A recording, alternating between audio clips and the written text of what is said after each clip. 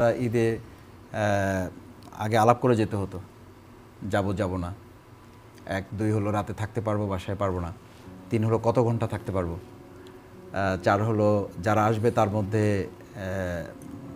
Visitors কতজন আর গোয়েন্দা সংস্থার লোক কতজন, এটা আমাদের হিসাব করতে হতো।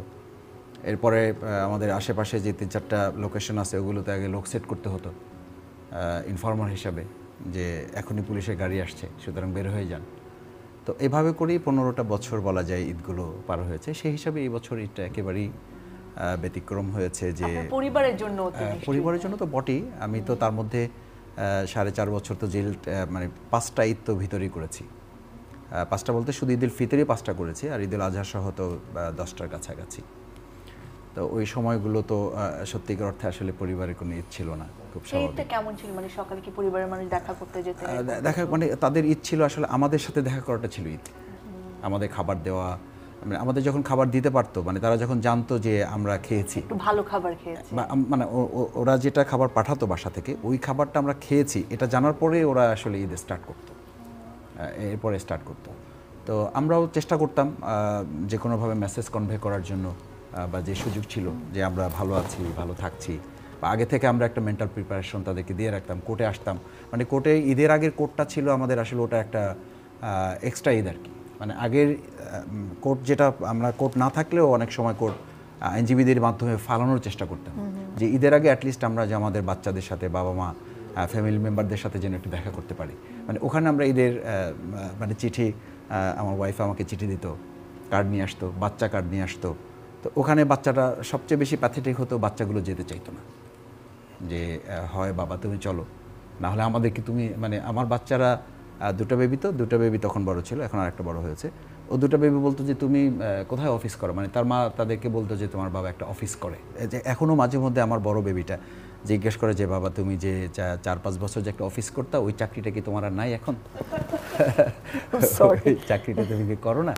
তো যখন ওই আমরা তো বরিশালে লঞ্চে যাওয়া আসা, তো ওই জসকোট হয়ে যেতে হয়, তো ওই কোর্টে ওখান থেকে যখন যায় তার মা তখন বলে যে তোমার বাবা এখানে চাকরি করত।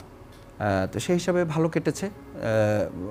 আমার মনে হয় যে এই বছরে অনেক লোকজন আসা, তারপরে তাদের সাথে একটা ইন্ট্রোডিউসিং, এবং আমার কাছে এটা খুব ভালো মনে হয়েছে যে অনেক বিষয় আমাদের হয়তো কথা আছে, থাকতে পারে যে 7 মাসে, কিন্তু ঈদের এই পারপাসটা আমার কাছে আগে থেকেই মনে হয়েছে যে আপনি রমজান ঈদ ইফতারগুলো নিশ্চয়ই আমরা সবাই খেয়াল করেছি, খুবই মানে ফেস্টিভ্যাল টাইপের হয়েছে। আমার মনে হয়েছে যে বলি না যে আমরা নতুন স্বাধীনতা পেয়েছি, আসলেই এটা। এবং ঈদেও আমার কাছে মনে হয়েছে যে মানুষের মধ্যে একটা প্রাণ চাঞ্চল্যতা।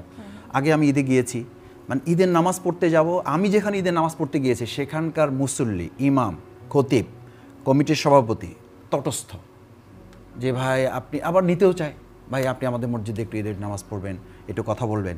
কিন্তু যাওয়া এবং তারপর আসা পর্যন্ত মানে একটা কি বলে যে খুব কোলাকুলি করলে কে ছবি তুলে আবার তাকে একটা বিপদে পড়ে যাবে না, মানে ওখানে মানে গোয়েন্দার আসবেন, অ্যারেস্ট করে নিয়ে যাবে। হ্যাঁ, গ্রেফতার ঘটনা, যে বললাম না যে আমরা কোথাও ঈদের নামাজ পড়েছি, আমি দেখেছি।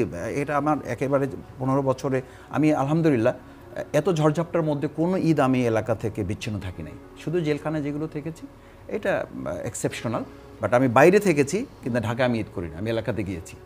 সেখানে আমি প্রত্যেকটা ঈদের জামাতে খেয়াল করেছি যে আমাদের উপস্থিতি, বা এই যে তৎকালীন বিরোধী দলে আমরা যারা ছিলাম গণতান্ত্রিক আন্দোলনের মধ্যে, তাদের উপস্থিতিটা ওখানকার একটা স্ট্রেস তৈরি করে দিত। Primacy inbuilt. German technology, Bangladesh's first thermix rod. Salam Steel Thermex. সামান্ত Sharmin আপুর কাছে যেতে চাই, মানে প্রতিষ্ঠিত